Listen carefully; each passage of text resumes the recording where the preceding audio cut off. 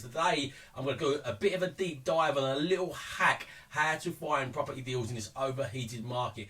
But before we get into that, if you're new to this channel, make sure to smash that subscribe button so you get notified when we're doing other videos like this. We put out content 3 times a week. Also, hit the like button, add anything in the comments, any questions or anything, but make sure you watch to the end because there's a free little giveaway, no catches, a little free giveaway that I'm going to give you, and an example of a property that I've just bought. So this, what I'm telling you now, is not hypothetical. This example is going to be giving you an example of the good and the bad of the little trick that I'm going to tell you to do to make this really work for you in this overheated market. Finding property deals. If you don't find property deals and you're into the business of being into property, your business ends there. This is the funnel part of your business. This is the front end of your business. So today I'm going to do a bit of a deep dive on a little hack how to find property deals in this overheated market. And this little hack, you do have to do more to it, but the little hack could take you as little as 5 to 10 minutes per week. Like, you still have to do the other stuff around the side, but this little hack, which will increase it, will only add a little 5 to maybe 10 minutes a week to your time. So such an important thing. And I've got a case study example. I've just had an offer accepted on a deal a few days ago, and I've got a case study example where this hack has worked and where this hack didn't work. So this is not just a hypothetical circumstance. At the moment, we've got, I think, 4 deals in legals, just completed on 1. So the market is hot. The market is difficult to get deals at the moment, 100%, but there is still deals in there, especially if you follow this method. I'm going to give you this little hack towards the end, so make sure you stay to the end to get this little hack. So I'm Harvey. I live in the south. I invest in the north as a remote property investor. As everybody's experiencing, as far pretty much everybody, apart from the do-guards. If you've not seen my interview with the do-guards, go and check that out. They're smashing. They're getting loads of properties. But again, the method and the little hack I'm going to give you is the same method as I use. And I've been using this method for years, and it's resulted in me doing, I've done over 80 property deals, probably more closer to 90, 100 now, including some of the resales that I've done from some of the investors we've worked with and reselling properties on. So this hack has worked for me all the way through. So yeah, really important. A really important thing to master here. Finding deals for any property strategy, whether you are doing rent to rents, whether you're doing commercial conversions, whether you are doing buy to lets, whether you're doing HMOs, service accommodation, the deal sourcing element of this is absolutely critical. And as I said, we've got 4 in legals at the moment. I'd like to have, truthfully, we've got the capacity to have, I'd say maybe double that, and I'd like to have double that. So the market is hot, and in a normal market, I feel we would have double that.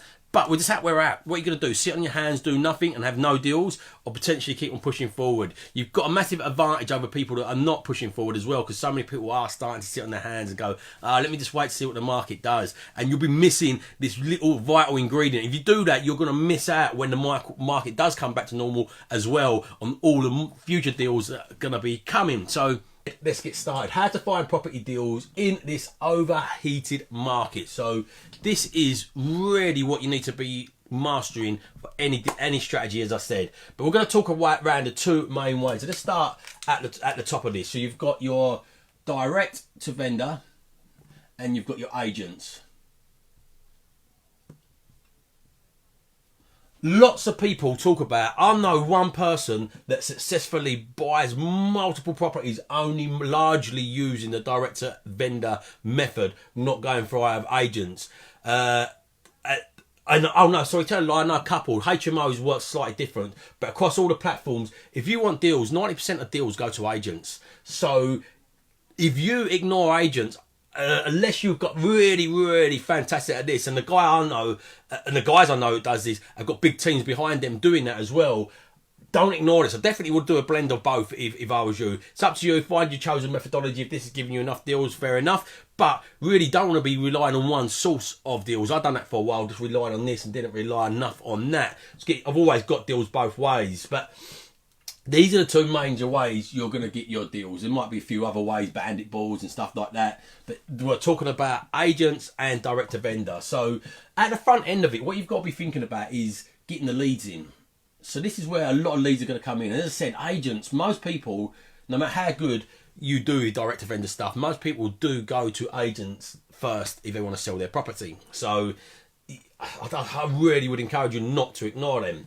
So once you've, what you want to do is be bringing in these leads and start to fill up your pipeline. So with direct to vendor stuff, you're going to be thinking of direct to vendor letters. You're going to be thinking of Facebook and social media marketing sort of ads, and then you're going to be thinking about leaflets. They're the main ways. I'm not going to dive deep in that. There is another training that you can check out that I've done. I'll put that in the comments, that training that I've done on these, and a bit more of a deeper dive, but we're not going to go into that side of it. We're just going to go into the methodology that supports that side of it. So if you're going to go through agents, your leads start off online on the portals, so you'll be online first of all. You then go to a phone call and speaking to them on the phone, and then maybe going into the shops if you're in the area. But even if you're a remote investor, I do recommend you get to the areas, depending on how big you want to build your portfolio. If you want to build your portfolio significantly and you want to buy 10 deals in 1 year, for example, I'd go there every other week. That's what I was doing when we was buying like 15, 20 deals a year. So going into the physical ones. This is the first part of this. So I'm only going to quickly skip over this.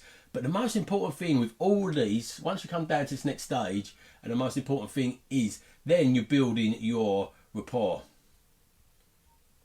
Sorry if I have any spelling mistakes on this. I am slightly dyslexic, so this is not here for grammar purposes. This is here just to give you a visual. It helps you learn when you see a visual. So apologies to any grammar police if there's any spelling mistakes. Apologies in advance. So rapport is absolutely critical in both methods. So if you're building rapport directly to agents, with your agents, or directly to vendor, it is absolutely key in this methodology. People do business with people they like, agents and direct to vendors included. People sometimes sell properties to people not necessarily on price, but on who they like the most, or who they think is going to be the most efficient to do what they're doing. Especially agents. Agents actually tell vendors. I had a scenario before with an agent where she told me how much, which you're not allowed to do. She told me how much the property went for. What the property had been offered on. And I said, no, I don't want to get in a bidding war. Where do I go with this? She went, well, the agent have told me that they want to go with the most solid offer, not the vendors told her, sorry, they want to go with the most solid offer, not necessarily the most highest offer, the person who could act the quickest and get this through reliably and efficiently, because it was, I think it was a couple of brothers, and it was it was an inheritance, and they just wanted them hands on the money quick. So price wasn't speed was more important to them in price. She said offer 55, they want the best and final today. Offer 55, because I was like, I'm a bit wary. If they're offering 54, they're going to just jump up to 56. She went, just offer 55. I said, okay, you're the expert. I offered 55. Sure enough, I've got that later on. She favoured me and she pushed me towards them, and rightly so as well, because she knew, I don't know if the other person increased their offer, to be honest, but she knew that she knew I'd be a reliable process for them. What you can look at in my remote area, most remote areas, deals under 100k and some under 150k have got a flat fee, so their commission don't matter no different to them. What the agents want to do is have a reliable quick sale, especially the direct to vendor stuff. Similar again, they want a reliable quick sale, so this is when you get that reflected in your prices. But building rapport, really important. So a couple of quick little tips around building rapport is, number one, this is via the direct to vendor stuff. So number one, the first stage of building your rapport is going to be on your ad copies, on your marketing copy. And copy means basically the written message you put on the adverts or the videos you do, or on the leaflets or on the letters. So you get that copy right, you can start from day one building your rapport. Number two, with rapport building with direct to vendor, is your online profile. This is, so many people underestimate the power of this. So if you've got on your marketing, if you're doing direct to vendor adverts on Facebook, one of the first things they're going to do is click onto your profile to see what you're about, to see what you're up to, see if you're credible, see if there's videos on there. They're going to get a feel for you, you know. Also, even if you've got a letter through from the post and you say who you are, your company is, they're probably going to go online and check out who you are. And get same again with leaflets. So having an online profile will start building rapport for you in the background without you spending any more extra time. And then the third way of the rapport building method, it's not the third, you want to do, these will usually go hand in hand, is going to be getting them on the phone and being really nice to them and finding out what the solution is for them, if you can match a solution that works a win-win for both of you. So let's go over to the agents, and this is the line, the order of this is slightly different. So number one with the agents is going to be on the phone. You're going to be generally calling them to start building that rapport. You're going to see the deals on here, online basically, and then generally phone them unless you walk straight into the branch. You usually, unless you're in the area, you usually walk into the branch after you've been online and spoke to them first anyway. Number two is you then go into the office, as I said. So you take going into the office and the branch afterwards. And then number three is your online profile, because once you've got them, like once you start building rapport in person, as I said, if you've never come across Google's study, and I talk about this a lot, but repetition is a mother of all learning. So Google done a study, 0 moment of truth. This is called the Zermatt study. And what they done is they studied buying behaviours of people. Google holds the most data than anybody else on all of us. So they know how long it takes for people to build trust. In today's world, that's massively gone up. As I said, I always talk about this. There's this book here, Influence. He wrote this book and he said there's 7 points of contact to build trust. This study showed, and this is more recent, it's probably about 5, maybe even 7 years old now. So this has probably gone up, this number. It's about 11 to 12 points. So you need about 11 to 12 touch points to build enough trust for that first time buyer or that first time seller, for someone to sell to you, buy into you. So these touch points need doing. So imagine if you're just doing these 12 touch points via the phone or popping into the office, that's going to take quite a little bit of work and quite a bit of time, especially direct to vendor stuff. But if you can drag your direct to vendors onto your profile, drag the agents onto your profile, them touch points can be built via your profile. So blogs you write, posts you write, what's the word I'm looking for here? Like websites and brochures don't build it so much. You can just go onto Fiverr, you can just go onto Wix's and get a template design, and that don't really tell you much about the business. It just tells you bought either a good template or you just hired somebody good that can write good copy and can put together a good flyer. Where your online profile, if you're on there, especially doing videos, will tell people a lot more about you than just a glossy website or glossy folder. So really, really important to be building out your profile. As I said, then this is going to be obviously your main, not obviously, I don't know why I said obviously, but this is your main funnel for both of these now to start filtering through, to be building out your pipeline of deals. So what you want to be doing is doing all of this at the front end to start building out your pipeline. You then would go into your viewings. So once you've built up this stuff, you get into your viewings. So stay with me to the end, because I am going to share with you one of the most critical little hacks that you can do for both of these methods as well, but very, very importantly for agents that get you deals. I'll share you the deal that I've just done as well. So once you've got your viewings, once you've done your viewings, this is gonna come across into here, into building your pipeline.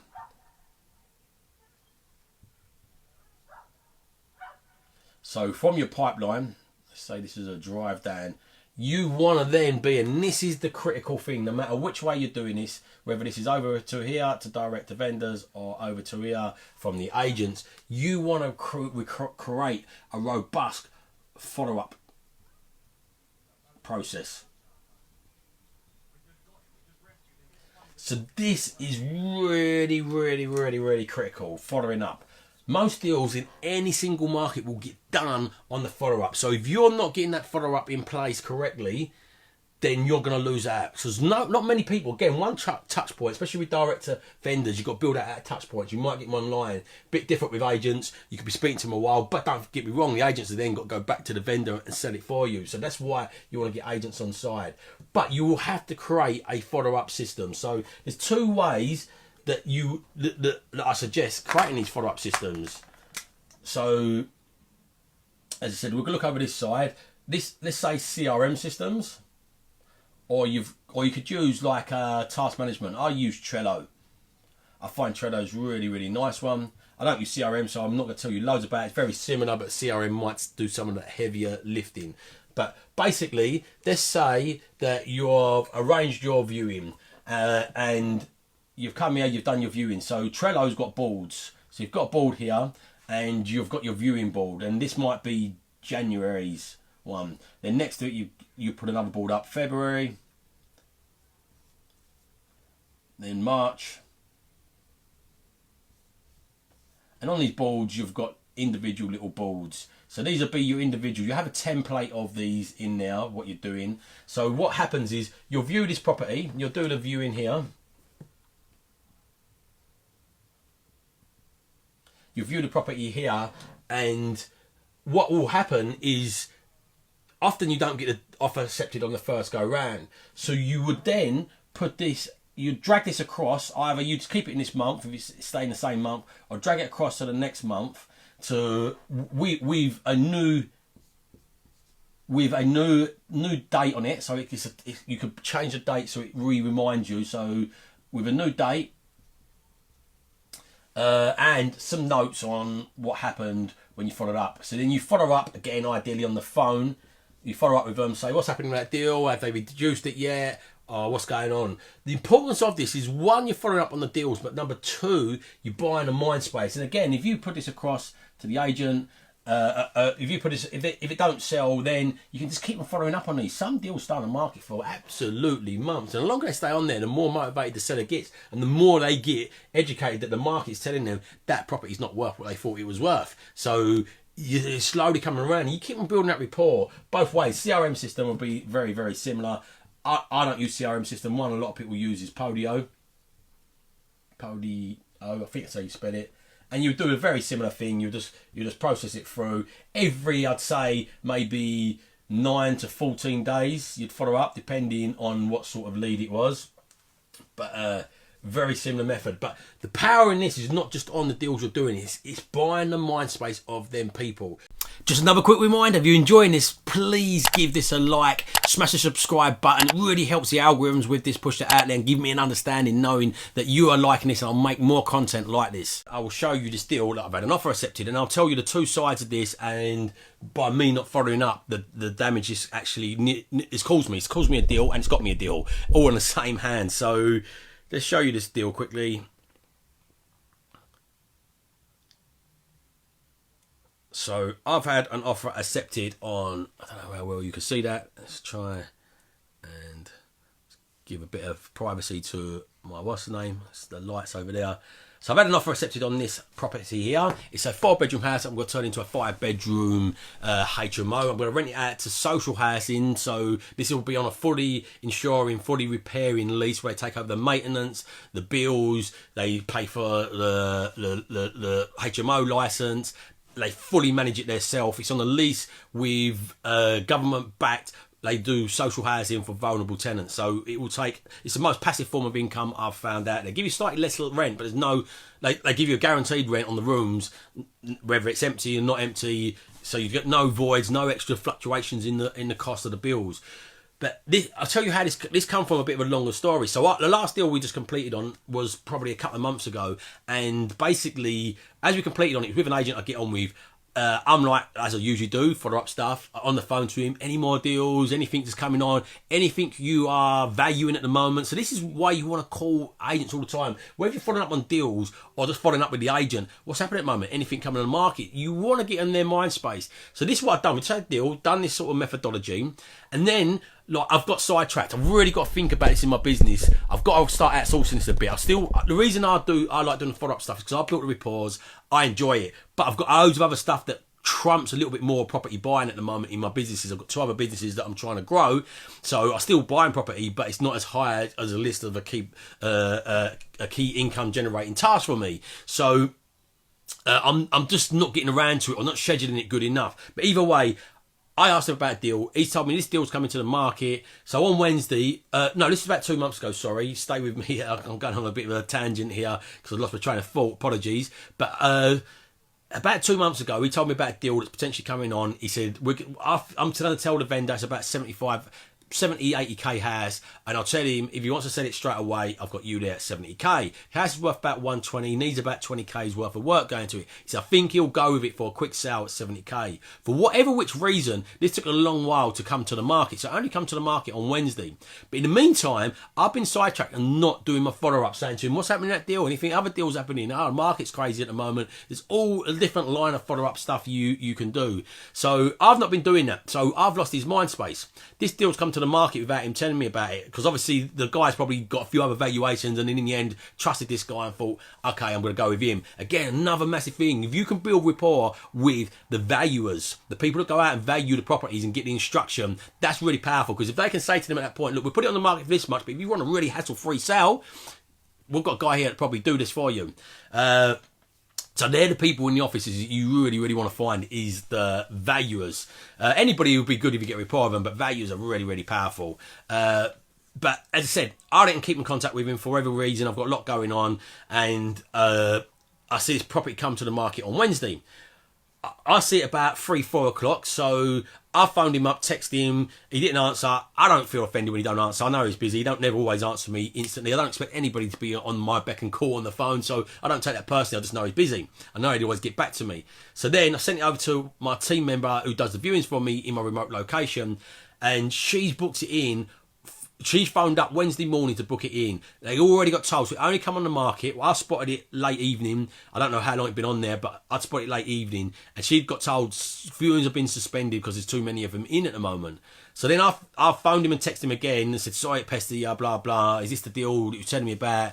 Viewings have been suspended. Can you get us in there for them? He's phoned me back up, and because I've got his personal number, he's phoned me back up and he's gone, yeah, it's gone bonkers. He said, we've got 10 more viewings still to do. We've had one offer at 80k already.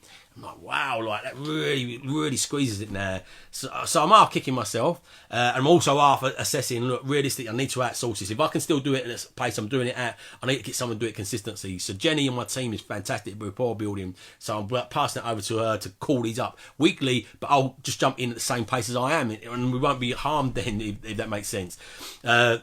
The reason I didn't want to pass it over because the bonds were built, but I feel it will still have a great... It'd be better than me not calling them, should I say. So you've got to always work out a better solution if you're not matching what you're trying to do. So I then said to him, can you get in on these viewings and like squeeze us in? He looked on the computer and went, yeah, next load's on Tuesday with the agent. I'll try and get you in now. I was like, right, I'm definitely following up now. So this is Thursday. So Friday, I followed him up around 11 o'clock and said to him, have you got us in for a viewing? Can you squeeze us in? Because I'm thinking, it still works. Maybe a couple of extra grand in it. Still works. And he'd come back to me and went, it's been offers at 85k. And then he sent me over that deal saying, but I've just valued this one. I've just got his mind space. And I said, nothing to do with whether he likes me or not. I went to this guy's wedding, so I'm pretty sure he likes me if he's invited me to his wedding. So it's nothing to do with liking. It's just out of sight, out of mind sort of thing. But I was in his mind because now I'm on him, politely as well, and not pestering him, but I'm on him. And he's then gone, oh, I've viewed this one, it's a 4-bedroom, but straight away I've realised this could match for this social housing. Not got quite as much of a jump up as I'd like, so probably worth about 95k. I'm only going to spend if I spend 3k on it, it's probably worth more like 90k. If I do a new kitchen in there, it's probably 95, maybe a push later 90s, but I'm not going to put a new kitchen in it because it's with social housing. I'm not going to try and refinance it because I don't want bridging on it because it'll kill the deal completely. I want a bit of a buffer in there for asset price fluctuation, but I'm not looking for the BRR. I don't do BRR on all my deals at the moment. I just want the good cash flow because it's going to be a HMO and guaranteed rent. It's going to cash flow me about 8.5k a year net after everything, guaranteed as well, without any void periods or maintenance fluctuating that, so they take off the boiler, roof, anything that goes wrong with it in between that time. So I've got 8.5k guarantee. I'm not sure how long the lease will be. They usually give between 5 and 10 years. I think the one I'm going with, their actual contract, the government is reducing, so I think it might be to 2009, but I've got confirmed that yet anyway. But that shows you in two actual real, not hypothetical situations where I didn't follow up and when I did follow up, and where I had his mind. And this is what happens when you're following up and when you're popping in and when you're calling them. They really start going, oh no, I haven't got enough. Oh, what about this one? They really start thinking for you, you know. And it's just such a powerful element. But again, even with direct to vendor stuff, put it in. Quite often they'll be like, oh, no, do you know what? Yeah, it's a bit low. I was hoping to get a bit more. So you follow them up. Did you put it on with an agent? How you getting on with that? Try and build that rapport. Keep in touch with them. This is so powerful. And this keeping in touch could be as simple as a text sometimes. So it could take you like 5 or 10 minutes a week. The calls will be quick. Even if you call them, it's only a couple of minute call. You know, how you doing? Anything happening? What happened with that house that I looked at before? Is the vendor thinking of reducing it yet? It's still probably overpriced. Have they sold it? Market's crazy at the moment. Keep us in mind, though. We're still looking. If anything comes on or falls out, please keep us in mind. You can do that every week and rotate a few different ones. So you're not pestering the same person weekly. You can rotate them every 9 days or so. Again, so you can use Trello to just put in there, find the agents in these offices. It takes a bit of time and effort, takes a bit of grunt in there, but this is definitely the best way you're going to find deals. And most deals I'm finding at the moment is from agents, not direct to vendor, and it's because of relationships I've got with them. So they're either coming before they hit the market. The last one we just completed on was again before it hit the market, or coming back to the market when the deal falls out of bed because somebody's overbid on it and the lenders come out and downvalued it. That really shifts the seller's motivation. And again, the agent will phone up somebody and knows reliable. He don't want to go through this. Agents just get, especially in these lower value houses, they just get a flat commission. So they don't want it taking ages and chains and people messing around and pulling out of it last minute. They just want somebody that knows going to be reliable to push that through. So this is where the rapport builds up. And if you're fresh on their mind because you've been following up with them about other deals and just keep them fresh on their mind, as soon as that one falls out of bed, they go, right. And again, it's a massive position it's a really, really good position for them, because as agents, and Sunil always joins us in our Friday property clubhouse, and he's an agent but an investor first. So he said, like, you want to please that vendor and say, look, we could have something, it's a bit less and they wouldn't pay the same as these, but they will be reliable. We know them, and that vendor's then much more open to that, especially if he's got a down valuation, because in his head he's thinking, if I put it back on the market for the same price, is this going to potentially happen again? So yeah, really, really, really powerful method. So this follow-up method, as I said, the guards do this. Most of their deals are coming from agents still. They do direct to vendor stuff. You do want to do a blend. The only person I know is Jamie York, like across single let style properties. HMO is a little bit different because you get the landlord register and the letters makes it a little bit different. So Rick Gannon also does a lot direct to vendor, most of his stuff, but it's with the landlord list. You can't get list of single let properties, you know, and go direct the same way with single lets. So with the single let market, the only person I know, there might be other people out there by the way, but the only one I know of is Jamie York, but he's got a gigantic team and he covers a real big area. I'm testing Facebook ads, and in a small compressed area, it's quite difficult. You will get deals off it. We do get leads off of it, but it is quite difficult, and it's worth doing still, by the way. I'm not putting you off of it, but I'm still getting more deals from agents than that. So, and all the other methods that I've ever tested, it's still got more deals from agents. So really important thing. So thanks for watching. Check out the video that I've done. We'll put it into the notes below as well, but check out this video I've done on finding deals. It's a bit more deeper dive on this part of it, but also in the comments below, let us know if you want the free tutorial to the follow-ups, and we'll put that also in there below, in the notes descriptions below.